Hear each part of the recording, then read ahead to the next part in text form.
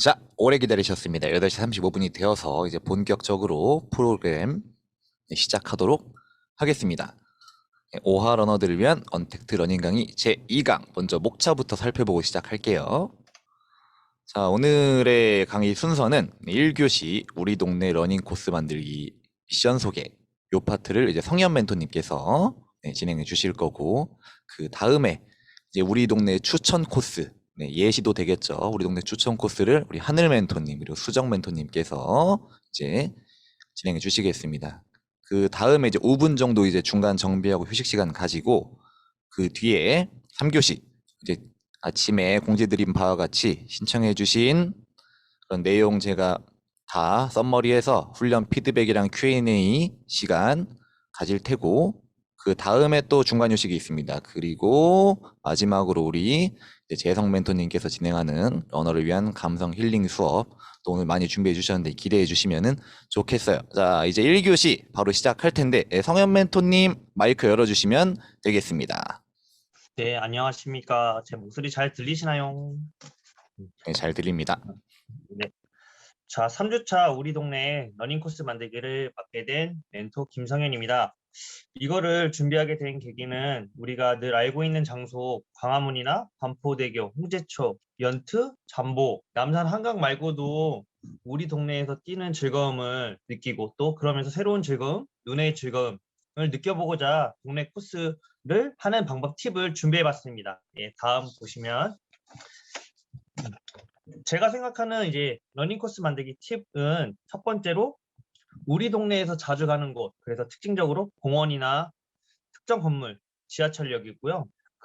그 길을 잘 모른다면 큰 길가를 중심으로 갖다 만들어 보면 좋을 것 같아요. 큰 길가 같은 경우는 버스를 타고 가실 때 눈여겨보셨던 갔던 길을 보면 좋을 것 같고, 그런 식으로 정해본 예는 저 같은 경우는 집이 이제 서대문 쪽인데 홍대 입구 가는 경우 홍대 입구로 갖다 목표를 정해서 5km 정도를 큰 길가로 이용해서 가봅니다. 그 다음에 그 갔던 길을 뭐 처음에 뛰기 어려우면은 따릉이를 타거나 아니면 산책을 하거나 하면서 가는 거를 좀 추천드려요. 그 다음에 그렇게 되면은 여기서 포인트는 속도보다는 뛰는 즐거움으로 갔다가 주변의 변화를 볼 수 있어서 눈의 즐거움 때문에 좋긴 하지만 다소 이제 횡단보도나 사람들 때문에 속도가 제한된다는 단점이 있어요. 그리고 뭐 큰 길가를 보거나 길에 화나신 분들은 좋겠지만 길 잘 모르신다면 네이버 지도에 걷기 설정을 해놓고 그 다음에 적용해서 가면 좋을 것 같다는 생각이 들어요. 그렇게 보면은 안 가봤던 길도 또 새롭게 느껴지고요. 또 그 갔던 루트 길을 자세히 보면은 네이버 지도 같은 경우 제일 단축 경로로 갖다 알려주는데 자세히 보면은 다른 옆길이나 샛길로 갖다 연결해서 가는 길도 있는데 그렇게 연결해서 가보면 또 새로운 러닝 코스를 만들 수 있다는 거. 그래서 팁, 우리 동네 자주 가는 곳, 그리고 큰 길가를 중심으로, 그리고 큰 길가로 가기 어려우면 네이버 지도나 카카오 맵을 설정을 해서 간다는 거가 팁 1입니다. 이제 다음 팁 2 같은 경우는 가보지 않았던 곳을 동네 코스로 갔다가 만들어 보는 경우인데요. 특히 저 같은 경우는 뭐 산책을 하면서 둘러보는 거를 좀 설정을 해서 해보고 있어요. 특히 그냥 뭐 내키는 대로 가는 경우도 있지만 우리 집을 기점으로 갖다 보면 다방면으로 갔다가 적용하면 되게 쉬워요. 하지만 무조건 가는 것보다는 거리를 측정해 놓고 가면 더 좋을 것 같아요. 뭐 예를 들면 2.5, 뭐 3km, 5km 이렇게 만드는 경우는 2.5 같은 경우는 왕복을 하게 되면 5km가 되고 3km 같은 경우는 뛰고 반환해서 하면은 3km, 2km 지점에서 5km 채운 다음에 1km 정도는 쿨다운으로 갔다가 하는 경우도 있고요. 5km 같은 경우는 뛰고 올 때는 따릉이로 복귀하거나 산책해서 오는 경우 식으로 만들어요.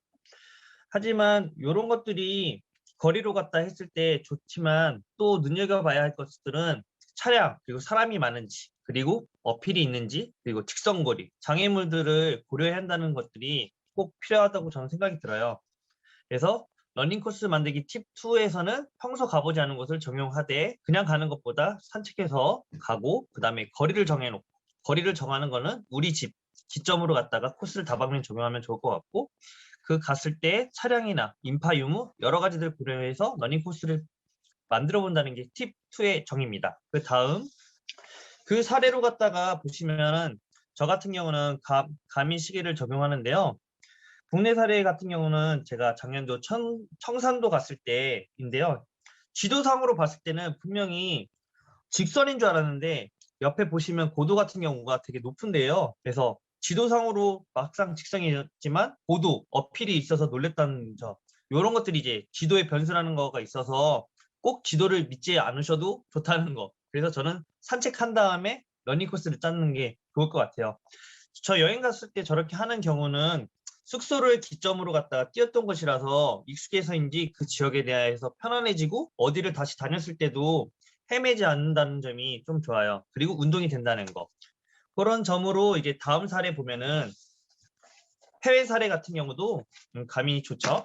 해외 사례 같은 경우도 숙소로 갔다가 기점으로 하는데 그 전날 가봤던 관광 명소를 찍고 바나나를 생각해서 큰 길가로 측정해서 와봤어요. 자세히 옆에 두 번째 걸 보시면은 생각보다 재미난 길로 왔었던 거고 속도도 잘 났지만 그 맨 끝에 네 번째 사진에 보면 빨간 점들은 그 횡단보도에서 멈췄던 거로 생각해 주시면 좋을 것 같아요. 아까 말한 것처럼 동네 산책을 하다 보니까 시티런이고 그리고 횡단보도나 차량 유무 때문에 멈출 수 있다는 단점이 있지만 우리가 맨날 보지 않고 뛰었던 길에 다양한 면들을 볼 수 있다는 게 장점이죠.